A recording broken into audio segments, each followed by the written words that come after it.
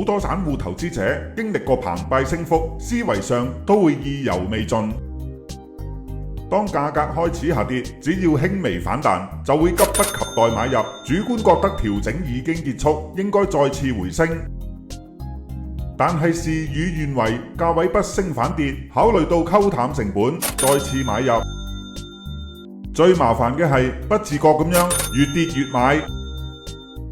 面對多次失敗同埋失望，當走勢初露曙光，出現輕微升幅，就會把手上嘅貨源全數沽出，希望趁早獲得解脫。利用 GR 黃金分割觀察，之前所有操作都係喺藍色趨勢線，屬於下跌趨勢。最嬲尾俾市場當作韭菜收割，白白錯失走勢真正逆轉上升嘅機遇。